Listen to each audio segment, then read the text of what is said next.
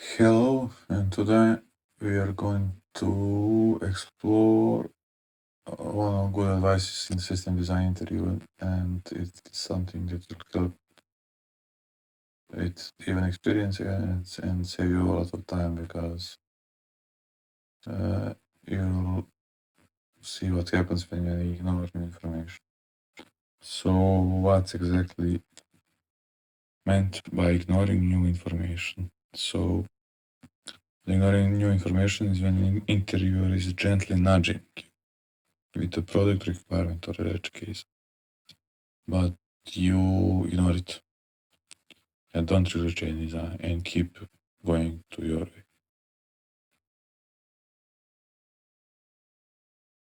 So this is when interviewer is gently nudging you,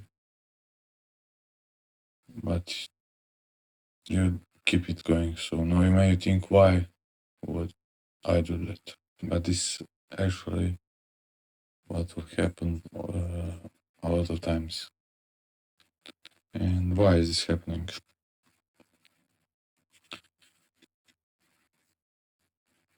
So the key points of why candidates ignore new information are they are too focused and thinking about their own solution. So they don't fully understand what change the question introduces, or it's actually introducing, or they don't recognize what the interviewer is trying to test for,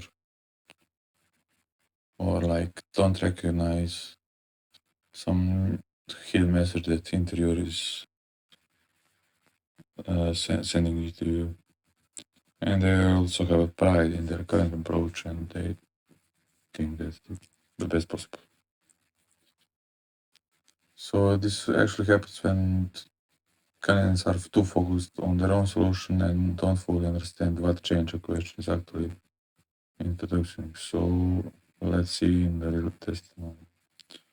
So the right shared problem, and let's see how to handle new information.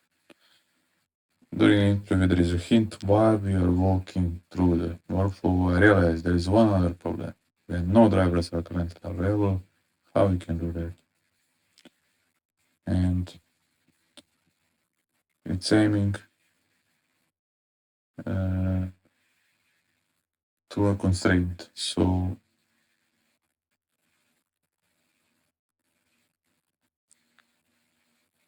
the candidate can respond like bulldozing through.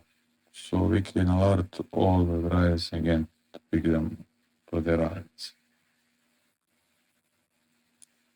We could keep track of the riders requested and then look up when any new driver comes online.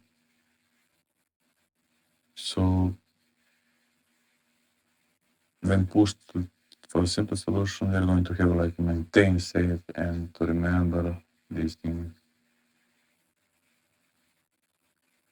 So maybe can get fixated on the solution and really just want to present it. So he's doing without really hearing all of the hint from the interviewer. So this is the problem, and it may not be solved in such complex manner. So what can organization look instead? If interview tries again, like before we go too far down this path, what about methods that can involve keeping track of additional new data? So it's like keep it simple. And yeah, the candidate can still miss the point and just go ahead with current state stuff. So if we don't remember what's going on, I think we are going to have a really hard time solving the problem. So we are going to have a maintain some state. So it's like bulldozing through the DEADLIEST. A good example on the same scenario with same hint would be adaptive response. So it's hearing the interview at first and then trying to get to best situation for the customer, or just to let customer know is there anybody available and that they have or they should maybe try back shortly. So this is like a quick adaptation for the feedback. And this would help, like, in a way to doesn't leave the customer hanging and provide a nice customer experience. It will simplify the flow to the system and it doesn't require building anything extra. So we can see the candidate adapting really quick to suggestion from interview.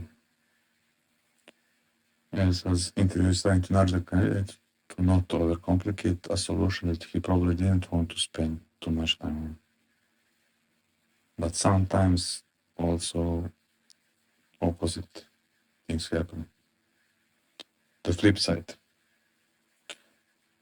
Sometimes the interviewers want more complex, so the opposite can happen. The interviewers might add requirements to do a deeper dive into a particular solution. So this is a common scenario also, and how to know which way to go.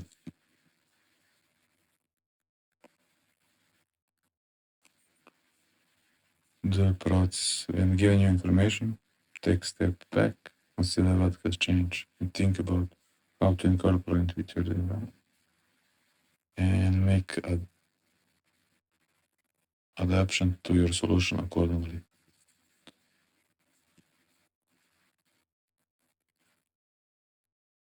So the real world is constantly changing, and designers and PMs are constantly changing their minds, so users are constantly changing their mind. And as it's constantly changing, it's critical that engineers can think on their feet and adapt to whatever situation is at hand. And this is like a broader theme, but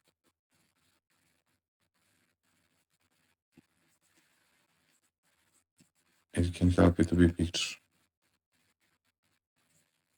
Think like an engineer.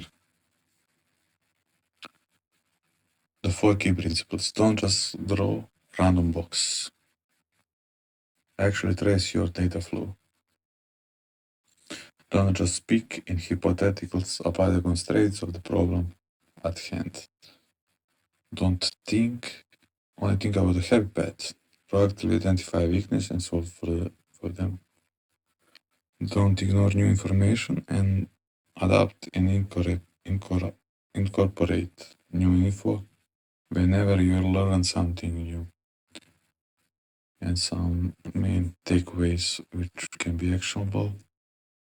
It's critical that engineers can think on their own feet and adapt to any situation as it can, and listen to interviewers' hints and guidance.